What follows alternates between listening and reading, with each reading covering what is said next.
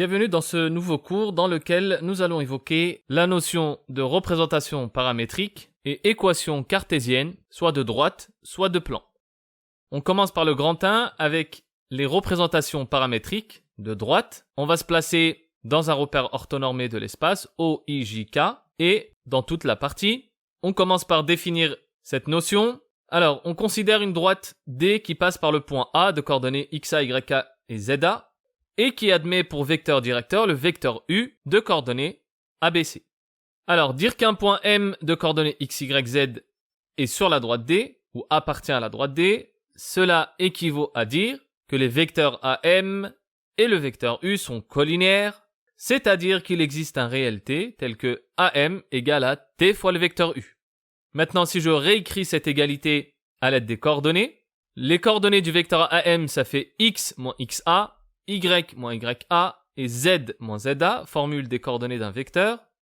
Et T fois le vecteur U, ça fait T fois A, T fois B et T fois C pour ces coordonnées. Ensuite, à gauche, le moins XA, il passe à droite en XA. Pareil pour YA et pareil pour ZA. On obtient donc le système suivant.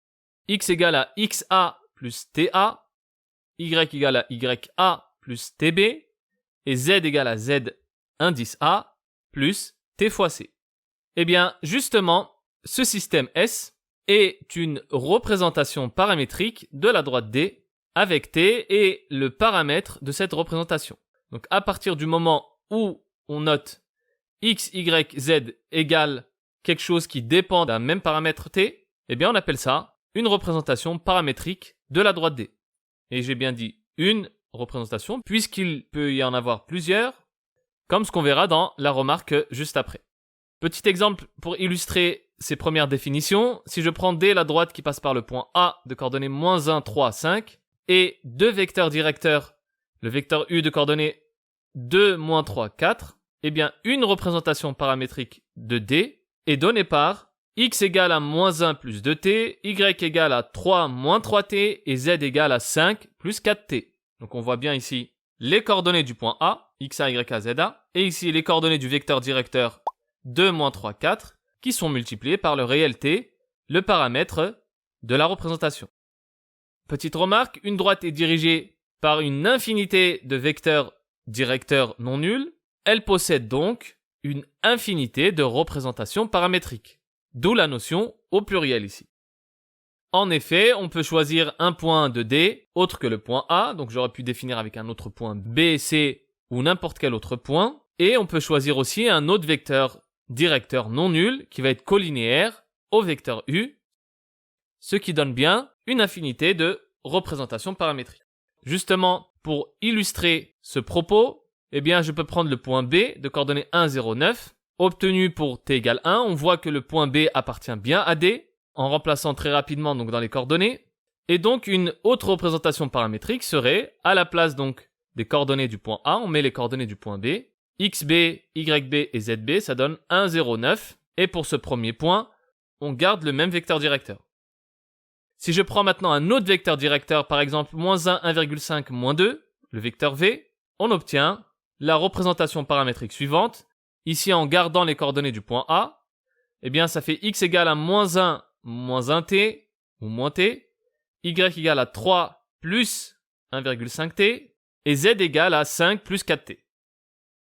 Remarque, par un raisonnement analogue à celui du paragraphe précédent, on obtient une représentation paramétrique d'un plan à partir de ces points et d'un couple de vecteurs non collinéaires de ce plan. Puisque je rappelle, si j'ai deux vecteurs qui ne sont pas collinéaires, ça définit un plan, et lorsque je fixe un point, ça définit le plan uniquement. Ça le définit de façon unique. On passe au grand 2 avec l'équation cartésienne d'un plan et le petit a, la notion de vecteur normal à un plan. Définition, eh bien, dire qu'un vecteur non nul n est normal à un plan P, cela signifie que toute droite de vecteur directeur n va être orthogonale au plan P. Donc un vecteur qui est normal à un plan P, c'est un vecteur qui va être orthogonal au plan tout simplement. Propriété qu'il faut savoir démontrer, qui est au programme des démonstrations à connaître en terminale spécialité, eh bien, si A est un point de l'espace et n un vecteur normal qui est non nul, alors l'ensemble des points M de l'espace tels que AM scalaire n égale à 0, en fait, ça sera le plan P qui passe par A et de vecteur normal petit n. Alors la preuve, c'est la suivante. On va noter B, le point qui va être distinct de A, tel que le vecteur normal n vaut le vecteur AB. Comme vous le voyez ici sur le schéma, le vecteur n en rouge, c'est bien égal au vecteur AB.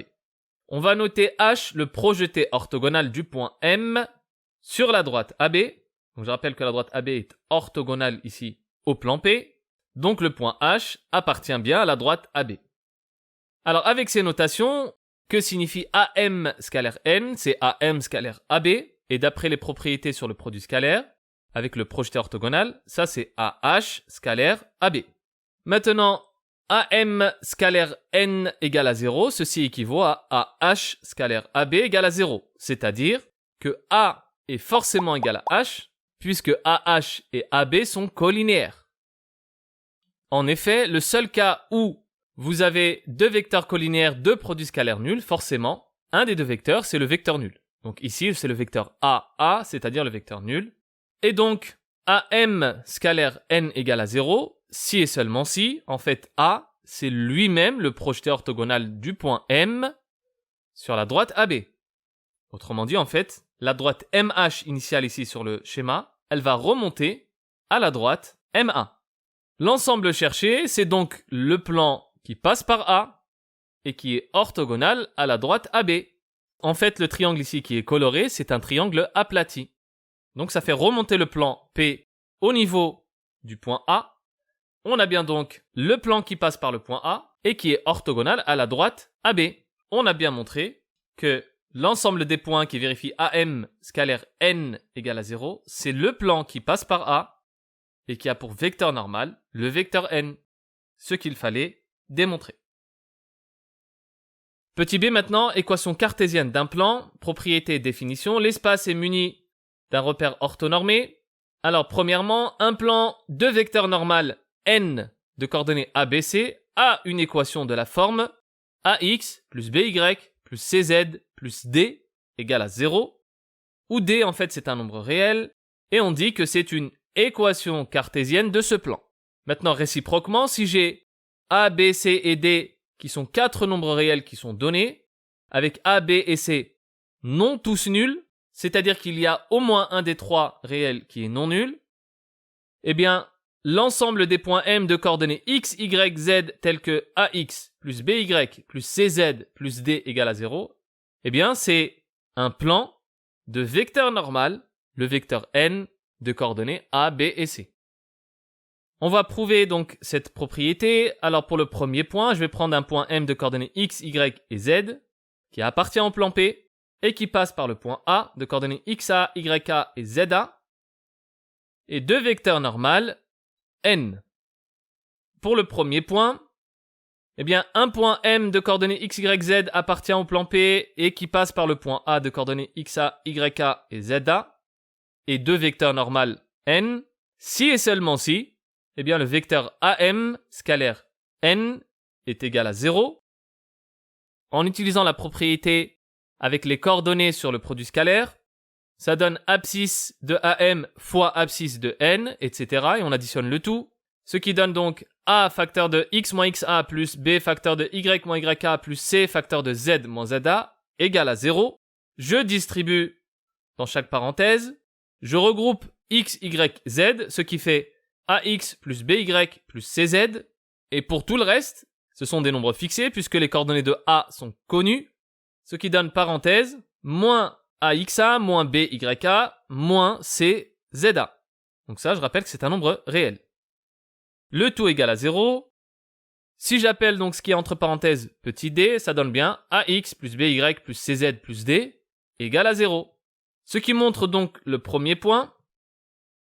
Pour le deuxième point, on prend l'ensemble des points M de coordonnées x, y et z qui vérifie ax plus by plus cz plus d égale à 0, où a, b et c, je rappelle encore une fois que ce sont des nombres non tous nuls.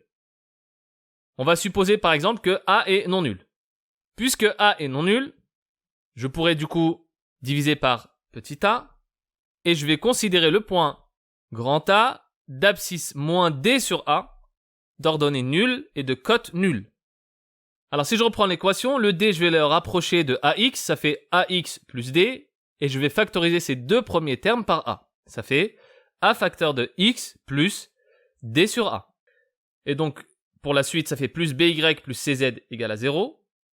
Maintenant si je considère le vecteur AM, il a pour coordonnées X plus D sur A. Et ici on retrouve le produit scalaire entre AM et le vecteur N, avec le vecteur N, le vecteur normal ABC. Le produit scalaire étant nul, l'ensemble E est donc le plan qui passe par le point A et qui a pour vecteur normal A, B et C. Ce qui permet de démontrer donc le deuxième point. Alors cas particulier des plans XOY, YOZ et XOZ. Alors le plan XOY, il passe par l'origine du repère. Et le vecteur K de coordonnées 0, 0, 1 est un vecteur normal au plan.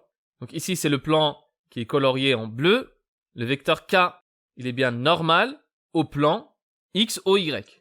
On a donc une équation cartésienne du plan XOY qui va être de la forme 0x plus 0y plus 1z plus d égale à 0. Donc, il me reste que la coordonnée selon z. Et comme le plan il passe par l'origine, ce qui signifie que les coordonnées du point O vérifient l'équation, ça donne donc 1 fois 0 plus d, donc d égale à 0. Une équation cartésienne du plan XOY est donc z égale 0. De la même manière, pour YOZ, on trouve x égale 0, et pour le plan XOZ, on trouve y égale 0. On termine par le grand 3 et la notion de système d'équations linéaires et intersection de droite avec droite ou droite avec plan. On commence par le petit a et la méthode pour déterminer l'intersection de deux droites. La méthode c'est la suivante. Pour déterminer une intersection entre deux droites, on va résoudre un système de 3 équations et qui a deux inconnus, t et t'. Si on trouve un unique couple solution, dans ce cas, il y a un point d'intersection. Et ces coordonnées sont obtenues en remplaçant t ou t', soit dans S, soit dans S'. Soit il n'y a pas de solution, et dans ce cas, les droites ne se coupent pas. Petit exemple, dans un repère orthonormé, on va démontrer que les droites D et D' de représentation paramétrique suivante, eh bien, elles sont séquentes. Alors, les droites D et D' sont séquentes si et seulement si le système suivant de 6 équations à 5 inconnus, t, t', x, y et z, a une solution. Donc je réécris ces 6 équations et ensuite, vu que ce x est le même que celui-là, le y ici c'est le même que celui-là et le z ici c'est le même que celui-là, ça me dit que ces droites D et D' sont séquentes si et seulement si il existe un unique couple t et t' qui vérifie 5 plus t égale à 17 plus 2t', 2 plus t égale à moins 2 moins 2t' et moins 2t égale à moins 4 plus t'. Je vais passer les inconnus à gauche, ça me donne t moins 2t' égale à 12, t plus 2t' égale à moins 4 et moins 2 moins t' égale à moins 4 également. On va numéroter les lignes dans ce système, donc 1, 2 et 3. Eh bien, premier point, par addition membre à membre des lignes 1 et 2, on obtient 2t égale à 8, c'est-à-dire t égale 4. Maintenant, si je remplace t par 4 dans l'équation 1, on obtient donc 4 moins 2t' égale à 12, c'est-à-dire t' égale à moins 4. On va vérifier les deux valeurs t et t' obtenues. Dans la troisième équation, dans la troisième ligne, on obtient bien moins 2 fois 4, moins 4, ça fait bien moins 4. Enfin, on va remplacer la valeur t par 4 dans le système S, ou t' par moins 4 dans le système S', et on va obtenir le point d'intersection des droites D et D'.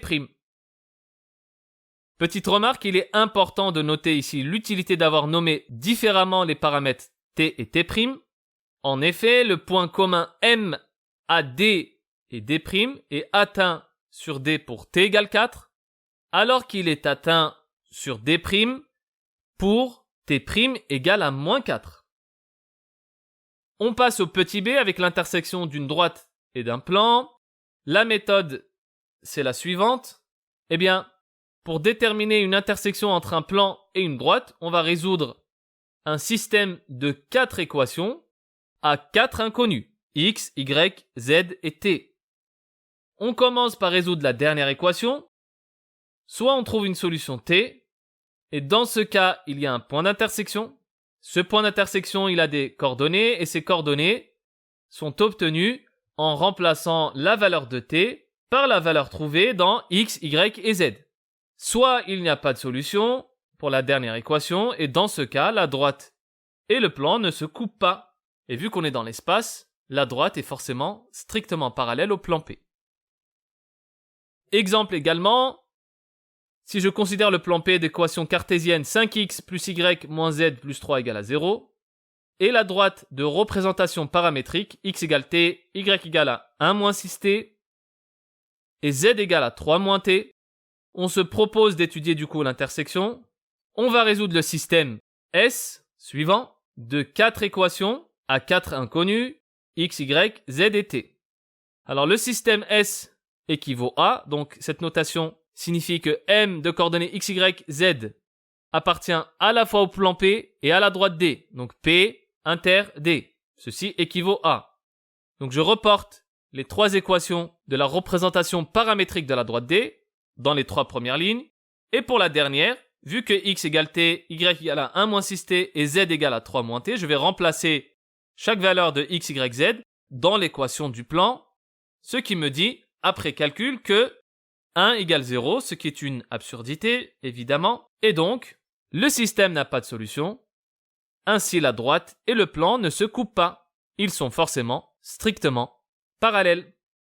Pour terminer cette vidéo, je vous recommande vraiment de maîtriser les 3 chapitres qui composent le programme de géométrie dans l'espace. Ce sont des chapitres qu'on retrouve tout le temps, en commençant par les épreuves de spécialité, mais également dans le supérieur, dans tout ce qui est sélectif, dans les concours aux grandes écoles, etc. Ça permet de savoir si l'élève a cet esprit d'imagination à travers la géométrie dans l'espace. Je vous remercie d'avoir suivi cette vidéo. N'hésitez pas si vous avez des questions et je vous dis à bientôt.